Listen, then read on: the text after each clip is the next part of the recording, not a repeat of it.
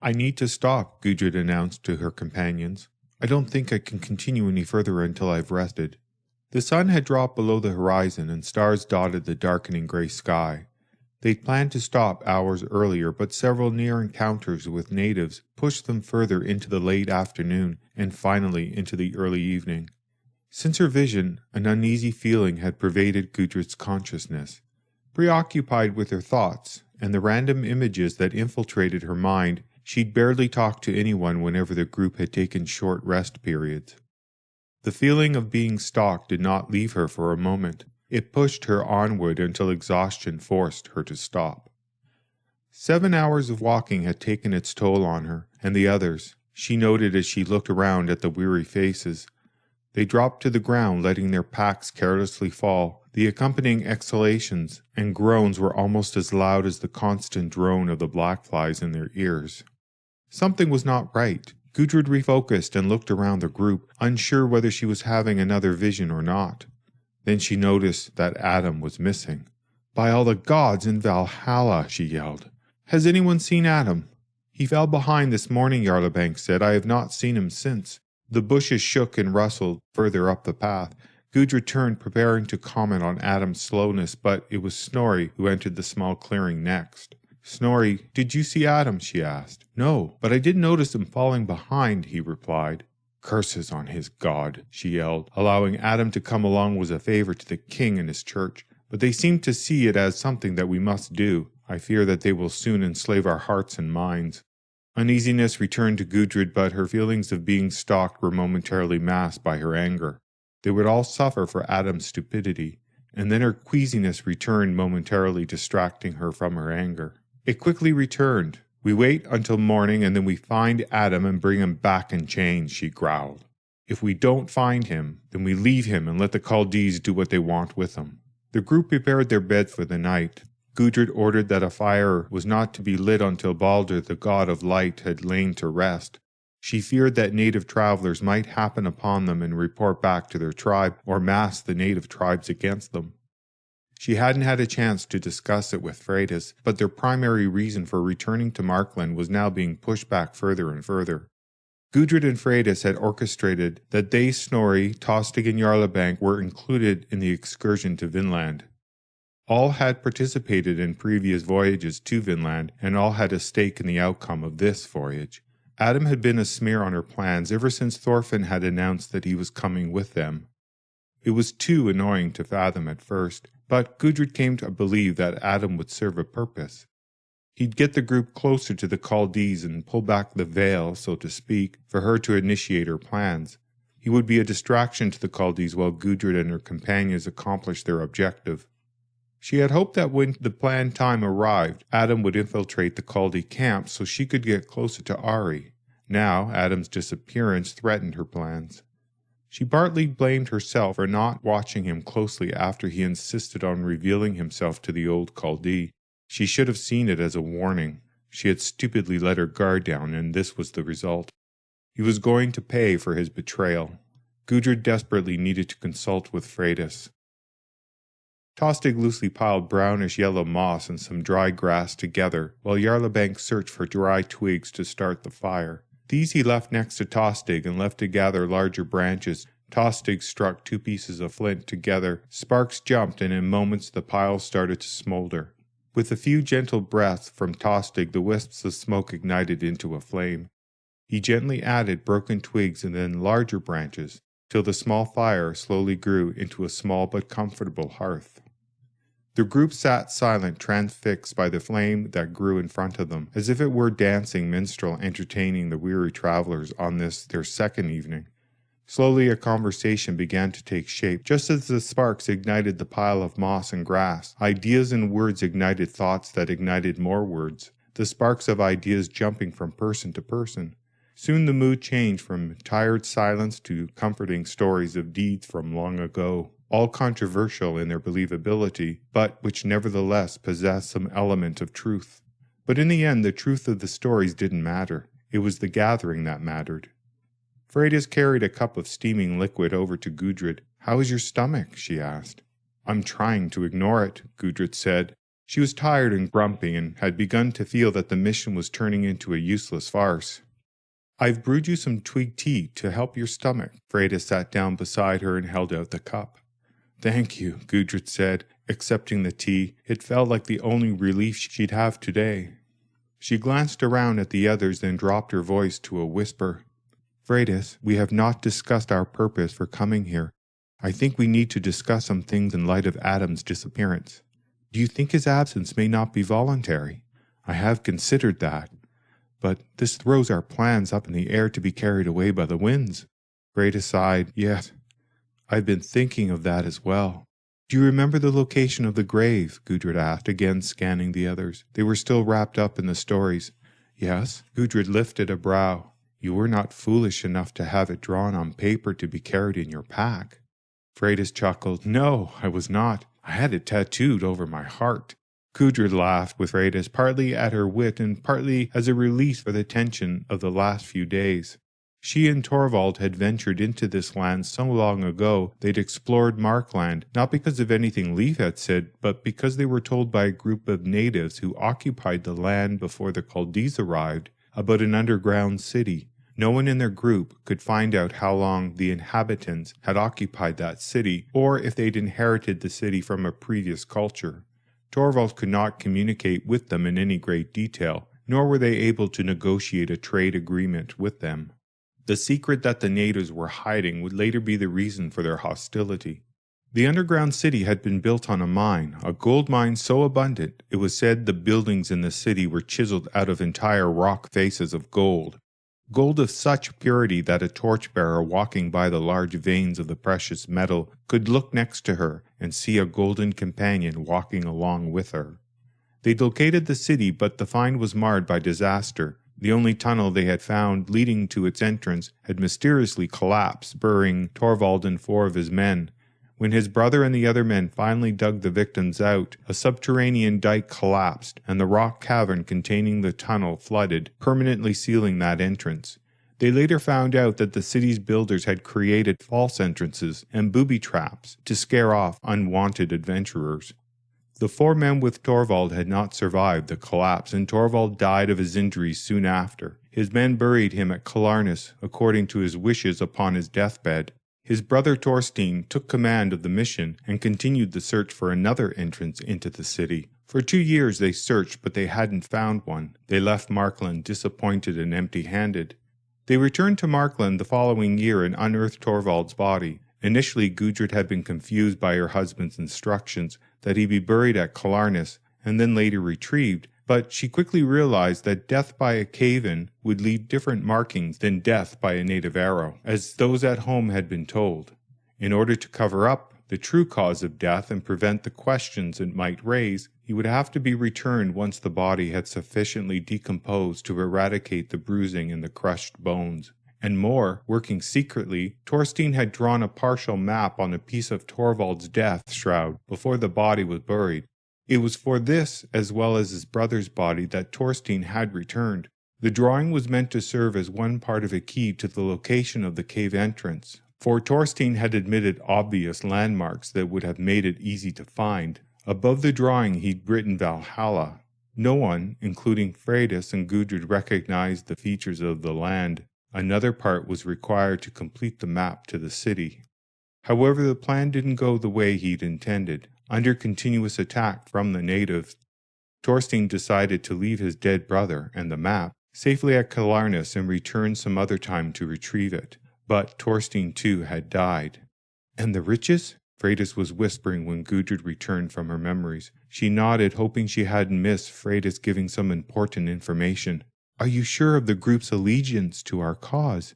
"No," Freydis said, "but I am sure of their allegiance to the riches. They will follow us and do what we say." Gudrid felt much better. Adam's disappearance did not seem as tragic as she'd originally thought. Soon they would find the entrance and find Adam, and all would come together as it should. The sun peeked over the horizon, as it had every day since the first 8 walked upright. It infiltrated the branches of the oak tree and landed on Adam's forehead. He wrinkled his brow and slowly opened his eyes, then threw up his hands to block the intensity of the light striking them. As the memory of where he was came back to him, he moved slowly, his body stiff and sore. It felt as if he were peeling his body off the bark on the tree. He grunted and with pain and paused, balancing himself on the large branch that he'd chosen to rest upon while he waited for a moment of dizziness or perhaps a mild case of vertigo from his height up in the tree to pass. Many of the surrounding trees were coniferous. Their prickling needles did not make good candidates for a place to sleep. The oak tree's branches were not massive, but as he looked up the evening before, Adam saw one branch jutting out from the main trunk with a second one jutting out about a foot above it and a quarter turn around the trunk. The position of the second branch made it an ideal backrest and perhaps a place where he could lie down. The dizziness passed, and he was able to plan his descent to the ground and his morning goblet of wine. Before he stepped on the next branch down, he squinted at the base of the tree and was happy to see his case where he had left it the night before. As he carefully descended, his anticipation of the dry, tart taste of the wine was so strong he thought he could taste it in his mouth. Adam stepped onto the dewy moss and immediately knelt to unclasp his wine box. Before one robin's morning call was answered by another, the cork was off the bottle and the wine was swishing and gurgling into the goblet. He quickly recorked the bottle and put it away to remove the temptation for more. His first gulp of the day felt similar to breaking the surface of the water after a long dive. Its acidic flavor flowed over his taste buds and burned down his throat and into his stomach. It was a morning ritual that he had grown all too used to. Adam looked around to get his bearings. The nocturnal forest looked far different in the light of dawn, alive with swaying branches, rustling leaves, and the distant roar of the ocean, sounding as if it were a den of awakening lions. He looked along what appeared to be a natural gap in the foliage. He picked up his case and resumed his trek to find Ari, the Book of Kells, and the Holy Lance. But first he needed to find his brethren. They represented to Adam a secret desire that he had since his early days in the clergy, when he had heard of the Irish monks traveling across the ocean to other lands, and for some reason it had ignited his adventurous spirit. Adam realized that the Culdees lived in a harsh existence with the risk of death always in the forefront of their lives, but it was an exciting existence. The isolation was not something that he feared. In fact, at times Adam yearned to be isolated from the rest of the world. His periods of solace were all too brief and far between. He'd searched his heart to find the real reason why he remained in a community where at times he didn't want to be. Was it for the security? He knew that part of his reason for remaining close to where the power lay was for his own advancement. He didn't know why, but he couldn't fully understand his reason and live on faith alone. Adam wondered what he would do when he encountered the Culdees. He didn't want to believe that the power of the artifacts could turn his brethren away from a holy and monastic life. For all Adam knew, there was a reasonable explanation for all of this. He had to admit that his evidence was circumstantial. He didn't have proof that Ari was with the Culdees, or that he had indeed stolen the book and the lance. Adam was going only on the words of Raffin. He wondered if, put in the same position, he would succumb to the power of the lance. Eternal life with just one jab. He was not convinced that was true, and if it was against the opinion and belief of the church, Adam saw the power of the lance as evil. Its power was born out of an evil and aggressive act. After all, the Roman soldier Longinus used it to pierce the side of Jesus on the cross. Adam couldn't see how a weapon of destruction could be transformed into one so holy. As Adam saw it, a person was put on this earth for a finite amount of time, and a person's actions in that fixed amount of time determined whether his or her existence beyond death was assured. Any barrier to completing that cycle was sinful. Adam stopped at a small patch of blueberries. They looked similar to berries in his country. A loud growl from his ample belly reminded him that he'd not eaten since yesterday, and he didn't know when he'd eat next. He put one of the berries in his mouth and cautiously began chewing, prepared to spit it out. It was sweet, like the berries at home. He sat down next to the patch and began pulling the berries off the plants, popping each into his mouth faster than he could pick the next one and the next one. He didn't stop till the bush was empty of fruit, his fingers and lips stained with the berry juice. He sat back and finished his second glass of wine, scratching at the growing welts on the back of his neck. Adam's meal had stirred up a swarm of black flies. Adam rolled onto his belly, about to get up, and paused on his knees. He remembered that he hadn't done his morning prayers. He would have to find a place to stop. He rose and resumed his search for the camp and the answer to his questions. His tracking skills were not as advanced as Tostig's, but he had picked up one or two of the dwarf's techniques. He reasoned that the Culdees trail should be easier to find, simply because of the number of people trampling the ground in the last day. And since last night had been clear, the trail should be relatively undisturbed. In time, Adam did indeed find the trail, as with most found things, he had not been looking for it when he noticed it, as he was looking at an unusually beautiful flower growing at the base of a tree. Faint impressions were noticeable in the mossy carpet. As he looked around the area, he saw broken branches. This was without a doubt the path they'd taken. Just like the forest path, his life seemed all too clear now. Everything led up to this point. He felt ready to encounter the Culdees. Gudrid couldn't get up. Her stomach churned and her head spun. She felt as if she'd stayed up late last night drinking. If this was what her life was going to be for the next few months, she didn't want to have a baby. She blindly rooted through the pack under her head for the wrapped package that Freydis had given her the previous morning. She found it and put another leaf in her mouth, letting her tongue slide over its smooth upper surface, then the raised veins on its underside. Then she chewed it, hoping its bitterness would provide quick relief. She could no longer contain her stomach. Pushing up on all fours, Gudrid threw up. By the time she retched again, Freydis was by her side. Gudrid heaved one last time, then coughed and sputtered. She knelt back on her haunches, breathing heavily. "I think it has passed," she said. "I don't know if I can take 3 more months of this." Freydis smiled. "I don't have your sight, but I think you'll be fine." It was easy for Freydis to say, Gudrid thought. She was not the one throwing up. Each churn of her stomach and each dry heave took away a little more of the joy and excitement at the prospect of being a mother. She now looked upon those months of being the expectant mother with dread. "Perhaps a little bit of food in your stomach will help. Jarlabank has returned with some berries," Freydis said.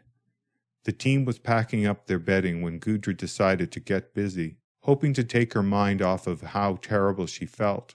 She moved slowly, her next thought always to lie down, but she had a day of decisions ahead of her.